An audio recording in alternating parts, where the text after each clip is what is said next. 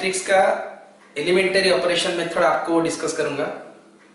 Generally हम inverse कैसे calculate करेंगे, उसके लिए एक पर्टिकुलर प्रोसेस होता है जिसको हम एलिमेंटरी ट्रांसफॉर्मेशन या फिर एलिमेंटरी ऑपरेशन मेथड कहा जाता है। ये जो एलिमेंटरी ऑपरेशन मेथड होता है वो आपका दो फॉर्मेट में यूज हो सकता है।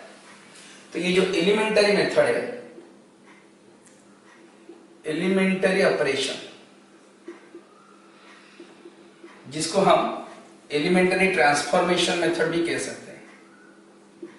Transformation method, elementary transformation method. ये जो एलिमेंटरी ट्रांसफॉर्मेशन मेथड है वो दो फॉर्म में आप इंप्लीमेंट कर सकते हैं, एक रो वाइज और सेकेंड वन आपका कॉलम वाइज। मतलब ये दोनों फॉर्म में आप एलिमेंट को ट्रांसफॉर्म कर सकते हैं, इसीलिए ये दो फॉर्म में डिवाइड किया गया है। अगर आपको किसी भी मैट्रिक्स का इनवर्स कैलकुलेट करना हो तो जनरली आप रो वाइज कर सकते हैं या फिर आप कॉलम वाइज भी कर सकते हैं। आपको जिस हिसाब से करना है उसी के ऊपर प्रॉपर्टी आपको इंप्लीमेंट करना है। जनरली ये जो एलिमेंटरी ऑपरेशन होता है, आपको एलिमेंट को रिड्यूस करना है। रो हो या कॉलम हो, आपको जितना भी एलिमेंट यहाँ पे है स्टेप बाय स्टेप आपको एक कुछ प्रॉपर्टी, यहाँ पे कुछ रूल रेगुलेशन है जिसको आपको यहाँ पे उसी रो या कॉलम के ऊपर इंप्लीमेंट करना है। और इंप्लीमेंट करके आप क्या करेंगे ना, जो जो एलिमेंट है वहां पे आपको स्टेप बाय स्टेप क्या करना है, रिड्यूस करना है। रिड्यूस करने पर वो एक डिफरेंट फॉर्म में आ जाएगा। फाइनली जब तक रिड्यूस हो पाएगा तब तक आप रिड्यूस करते जाएंगे और फाइनली एक ऐसा स्टेप आएगा जहां पे आपको जो चाहिए वो आपको मिल जाएगा। तो ये जो प्रोसेस है, ये जो एलिमेंटरी ट्रांसफॉर्मेशन मेथड होता है, इसके थ्रू हम क्या कैलकुलेट करेंगे ना, हम फाइंड करेंगे the inverse of A matrix.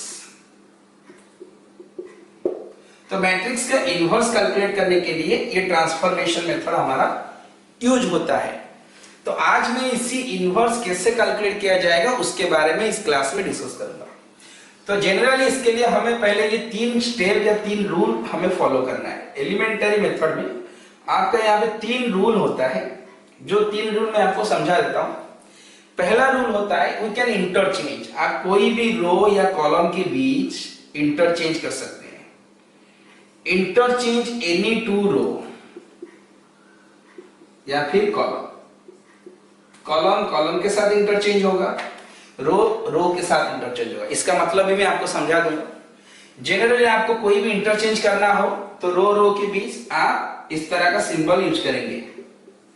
तो आपको R1 R2 के साथ इंटरचेंज करना है तो आपको ऐसे डबल आरो दिया। अगर आपको R2 R3 के साथ इंटरचेंज करना है तो R2 R3 के साथ ये सिंबल यूज करना है। तो ये होता है R1 R2 को शिफ्ट हो गया और R2 R1 को शिफ्ट हो गया। तो मतलब बिना कोई कंडीशन आप किसी भी रो या कॉलम को इंटरचेंज कर सकते हैं। सेकेंड, कोई भी non zero element, non zero constant आप किसी भी रो या कॉलम के साथ आप मल्टीप्लाई या डिवाइड कर सकते हैं। वी कैन डिवाइड और multiply any non zero constant with rows और कॉलम्स। आप ये भी कर सकते हैं। तो इसका मतलब क्या है, तो इसका ये मतलब है अगर आपके पास एक मैट्रिक्स यहां पे दिया गया है, सपोज 1 4 2 3, अगर आप इस चीज को मल्टीप्लाई करके करना चाहेंगे तो R2 को मैं रिप्लेस करूंगा 2 into R2। तो ये ऐसे हो सकता है। आप किसी भी रो या किसी भी कॉलम के साथ एक नॉन जीरो कांस्टेंट को मल्टीप्लाई कर सकते हैं एक्सेप्ट जीरो। तो करने के बाद ये आपका ट्रांसफॉर्मेशन किसमें हो जाएगा, 1 4 4 6। तो आप चाहें तो ये मैट्रिक्स को इसी प्रॉपर्टी के थ्रू इस फॉर्म में ट्रांसफर कर सकते हैं। तो ये रहा आपका सेकेंड प्रॉपर्टी। थर्ड प्रॉपर्टी क्या है, विच इज मोस्ट इंपोर्टेंट और हर जगह आपको करना है, और वो है आप किसी भी रो को एडिशन या subtraction of constant multiplication of other row कर सकते हैं। तो कहने का मतलब है मैं R1 को चेंज करना चाहूं तो मैं R1 को इस फॉर्म में रिप्रेजेंट करके कर सकता हूं। मतलब आप जिसको रिप्रेजेंट करना चाहेंगे या जिसी को भी चेंज करना चाहेंगे उसी के साथ प्लस या उसी के साथ माइनस करना है। किसको माइनस करना है ना, constant multiple of any other row और अदर कॉलम। जो चीज मैं आपको रो के लिए इंप्लीमेंट करके शो कर रहा हूं वो सारी चीज आपका कॉलम के लिए भी इंप्लीमेंट हो सकता है। अगर आपको रो के हिसाब से जाना है तो आप रो के लिए इंप्लीमेंट कीजिए, अगर कॉलम के हिसाब से जाना है तो आप कॉलम वाइज इंप्लीमेंट कीजिए।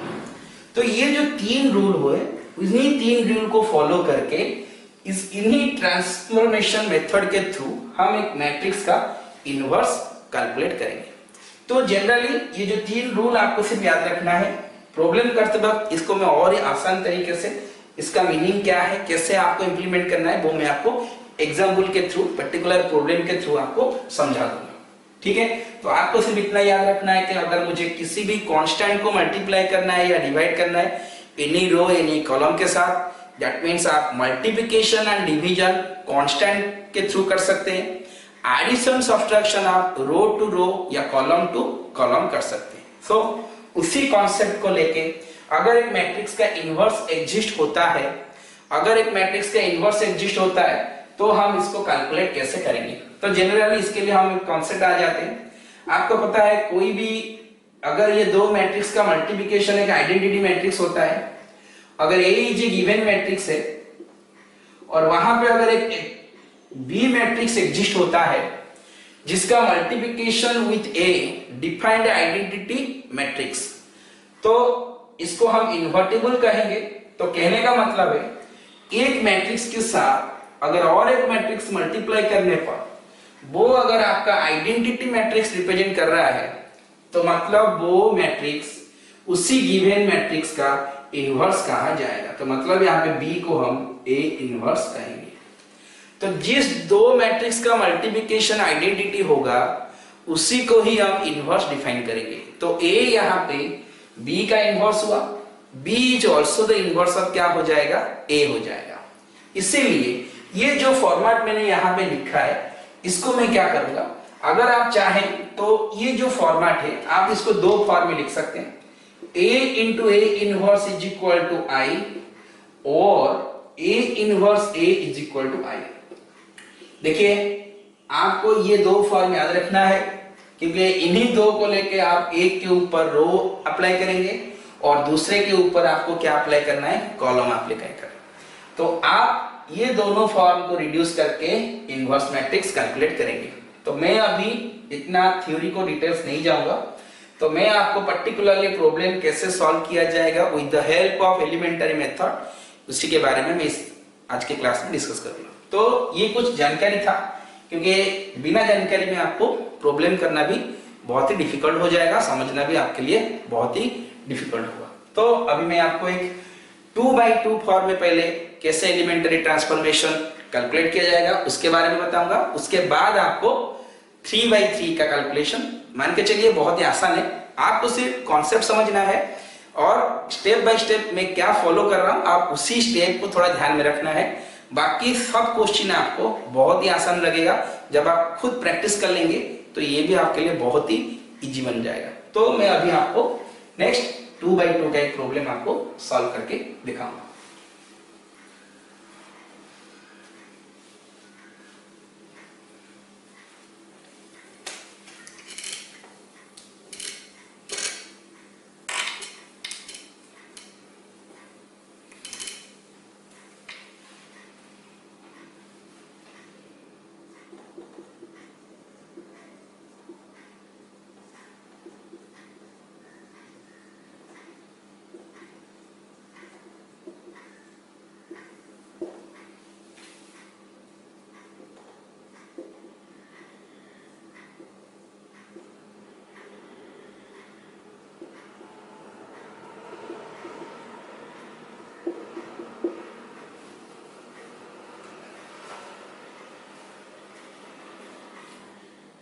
तो गाइस ये क्वेश्चन मैंने लिखा है a इज इक्वल टू 2 1 3 5 जिसका हमें क्या कैलकुलेट करना है, a इनवर्स इफ एग्जिस्ट होगा या नहीं होगा वो हम बाद में भी चेक कर सकते हैं। अभी मुझे इसी मैट्रिक्स का क्या कैलकुलेट करना है, एलिमेंटरी ट्रांसफॉर्मेशन में इनवर्स। तो कैसे मैं अभी इस एलिमेंटरी रूल को अप्लाई करके इसको मैं कैलकुलेट करूंगा, आप ध्यान से देखिए। मैंने आपको स्टार्टिंग में अभी कहा था हमें दो चीज यहां पे याद रखना है, A into A inverse is equal to I, और एक आपको याद रखना है A inverse A is equal to I. ये दो चीज दो फॉर्म के लिए अप्लाई होगा। आपको करना क्या है ना, इस फॉर्म को आपको पता है A इज इक्वल टू में आई ए लिख सकता हूं, या फिर A इज इक्वल टू में ए आई भी लिख सकता हूं। तो आपको रो के लिए, रो एलिमेंटरी के लिए स्टार्टिंग आपको यहां से करना है और पहुंचना आपको कहां पे, यहां पे। और कॉलम एलिमेंटरी के लिए आपको ये फॉर्मेट यूज करना है और पहुंचना कहां पे है, यहां पे पहुंचना है। तो मतलब है अगर मैं यहां पे रो एलिमेंटरी में अप्लाई करूंगा तो मैं रो वाइज कैलकुलेट करूंगा। और एक चीज यहां पे बहुत ही इंपॉर्टेंट है, अगर आप रो एलिमेंटरी कैलकुलेट कर रहे हैं तो वहां पे कहीं भी किसी भी जगह आप कॉलम का इस्तेमाल नहीं कर सकते। मतलब आप रो स्टार्टिंग से भी रो होगा अप टू द एंडिंग, आपको सिर्फ रो को लेके ही ऑपरेट करना है। उसी तरह से अगर आप कॉलम ऑपरेट करेंगे तो आपको स्टार्टिंग टू एंडिंग कॉलम के ऊपर ही ऑपरेट करना पड़ेगा। तो ध्यान से रखिए, किसी भी जगह रो एलिमेंटरी कर रहे हैं तो आप कहीं पर भी कॉलम के हिसाब से काम मत कीजिए। स्टेप बाय स्टेप आप रो को रिड्यूस करना, उसी हिसाब से प्रॉपर्टी डालना, और उसी हिसाब से आपका धीरे धीरे करके आपका ये आंसर निकल आएगा। तो अभी मैं शुरू करता हूँ। रो एलिमेंटरी के लिए आपका स्टार्टिंग हमेशा इसी फॉर्मेट में होना चाहिए। तो मैं क्या कर रहा हूँ, A इज इक्वल टू आई ए लिख रहा हूँ। आई जनरली आपको पता है identity matrix that depend upon the order.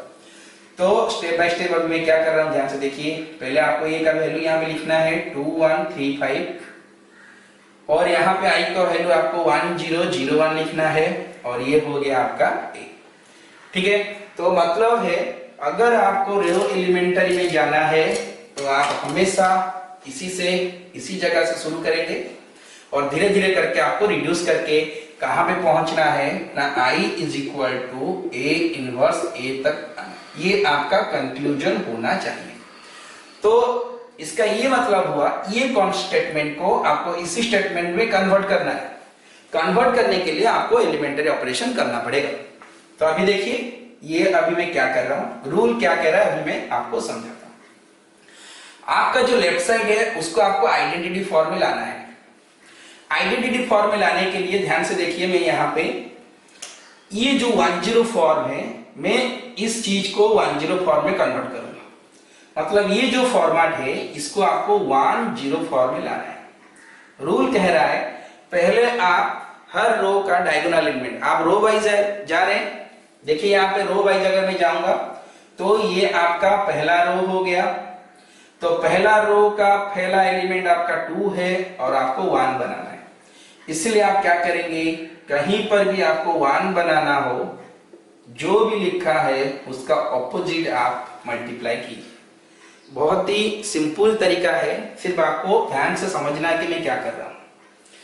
आपको पहले इस चीज को ध्यान में देना है। मतलब आप क्वेश्चन स्टार्टिंग में आप चाहिए कि आपको 10 बनाना है। 10 मतलब यहाँ पे 1 लिखना है, यहाँ पे आपको 0 करना है। जहां पर भी आपको 1 बनाना है उसी जगह जो भी एलिमेंट लिखा होगा उसके साथ उसका ऑपोजिट मतलब रेसिप्रोकल आपको मल्टीप्लाई करना है। देखिए यहाँ पे 2 लिखा है, 2 को अगर मुझे 1 करना है तो मैं 1/2 मल्टीप्लाई किया। रूल कह रहा है कि मैं कोई भी नॉन जीरो कांस्टेंट में मल्टीप्लाई कर सकता हूं। तो मैंने क्या किया, मल्टीप्लाई करके इसको रिप्लेस कर लिया, तो ये हो गया आपका 1। फर्स्ट रो में मल्टीप्लाई करना है, मतलब आपको पूरा मल्टीप्लाई करना क्या पड़ेगा, लेफ्ट एंड राइट दोनों में आपको करना पड़ेगा। तो ये आपका हो गया 1/2। देखिए ये भी आपका हो गया 1/2। देखिए ये आपका बन गया जी। R2 मैंने कोई भी चेंजेस नहीं किया तो इसलिए वो जैसा है वैसा ही रहे। हो गया आपका 1 आप जहां पर भी बनाएंगे उसका ऊपर और लोअर 0 मतलब ऊपर जो एलिमेंट है और उसके नीचे जो एलिमेंट है आप उन्हीं को पहले 0 करना है। देखिए मैंने यहाँ पे 1 बना दिया तो इसके नीचे 3 है, तो 3 कौन सा रो में है, R2 में है। तो R2 को मुझे 0 बनाने के लिए मुझे उसी वैल्यू को with respect to the other row minus करना है। तो कहने का मतलब है अगर मुझे R2 को 0 बनाना है तो बाकी कौन रह गया 1, मतलब 1 के साथ कंपेयर करके आपको माइनस करना है। तो अभी ये आपका हो गया 1, 1/2, 1/2, 0। और इसको अगर मैं इंप्लीमेंट करूंगा, देखिए 3 R2 की जगह मैंने 3 लिखा, 3 - 3 आपका 0 बन गया। R2 की जगह अगर आप हम 5 लिखेंगे तो 5 - 3 इंटू उसका करस्पॉन्डिंग ऊपर एलिमेंट होगा 1/2, तो मतलब ये आपका हो गया 7/2। तो आपको यहाँ पे 7/2 लिखना है। 0 तो -3/2, तो ये आपका हो गया -3/2, ये आपका हो गया 1। तो देखिए, और ये जो a लिखा है मैंने वो वैसे ही रहेगा, ठीक है। तो ये रहा आपका पहला एलिमेंट्री ट्रांसफॉर्मेशन, मतलब आपने 1 0 को इस फॉर्म में ले आया। अभी कौन बच गया राइट साइड में, देखिए 0 1। अभी 0 1 आपको इसके साथ करना है कंपैरिजन। तो आपको पहले मैंने क्या कहा था, 1 बनाना है। देखिए 1 की जगह कौन लिखा है, 7/2। और मैंने क्या कहा था, जिसको आपको 1 करना है उसका रेसिप्रोकल मल्टीप्लाई कीजिए। तो मुझे अगर R2 को 1 बनाना है तो मैं उसका रेसिप्रोकल उसी के साथ मल्टीप्लाई कर लेता हूं। तो R2 में 7/2 है, इसलिए मैंने 2/7 मल्टीप्लाई किया ताकि वो ये 1 बन सके। उसके बाद मैं ये प्रॉपर्टी भी यहाँ पे डाल लेता हूँ, ध्यान से देखिए। तो 1 1/2 रह गया, और यहाँ पे आपका 1/2 0 आ गया। और अगर मैं यहाँ पे 2/7 मल्टीप्लाई करूंगा तो 2 2 कैंसिल। आपको ध्यान से ये प्लस माइनस थोड़ा चेक करके करना है, क्योंकि एक स्टेप अगर गलत हो गया, कहीं पर भी छोटा सा प्लस माइनस गलत हो गया तो पूरा स्टेप आपका गलत हो जाएगा। तो ये आपका बन गया 2/7 हो गया आपका। तो अभी करना क्या है, देखिए वो 1 बन गया। अभी आप इसको 0 बनाना है। तो ये कौन सा रो है, R1। तो R1 को मुझे 0 बनाने के लिए मुझे 1/2 R2 के साथ ऑपरेट करना पड़ेगा। तो अगर मैं अभी इसको चेंज करूंगा तो ये आपका बन गया 1, ये आपका बन गया 0। इसको माइनस कीजिए, देखिए 1/2 - 1/2 इंटू -3/7, तो मतलब आपका हो गया 1/2 + 3/14। तो मतलब ये आपका हो गया 7 + 3 10/14। तो 10/14 का मतलब होता है क्या, 5 आपका हो गया 5/7। तो ये आपका हो गया 5/7, ठीक है।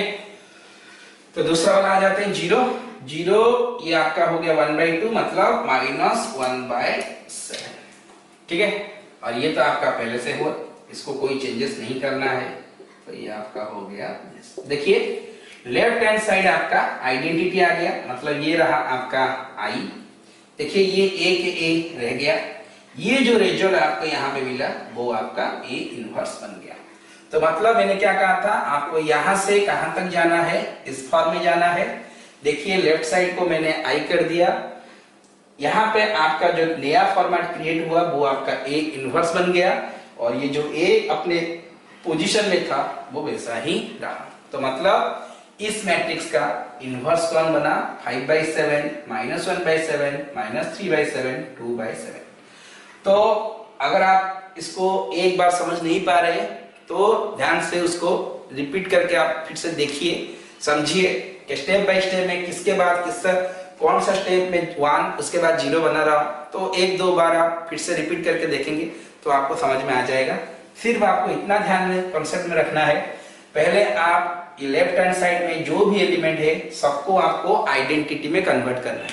आइडेंटिटी में कन्वर्ट करने के लिए जनरल प्रोसेस में मैं जहां पे 1 कर रहा हूं उसको मैं मल्टीप्लाई या डिवाइड रूल अप्लाई करके कर रहा हूं, और जहां पे मैं 0 कर रहा हूं वहां पे रो को रो या कॉलम को कॉलम, यहाँ पे तो मैं रो एलिमेंटरी कर रहा हूं तो रो को रो प्लस या रो को रो माइनस करके कर रहा हूं। तो आपको सिर्फ वही देखना है, मुझे 0 बनाना है तो प्लस माइनस करना है, अगर 1 बनाना है तो मैं डिवाइड या मल्टीप्लाई करके करूंगा। तो सारे क्वेश्चन में एक ही रूल के हिसाब से फॉलो करूंगा, तो समझने भी आपको बहुत ही आसान रहेगा। ये जरूरी नहीं है कि आपको कहीं पर भी 1 करना हो तो आपको सिर्फ मल्टीप्लाई या डिवाइड करना है, कभी कभी प्लस माइनस में भी 1 हो सकता है।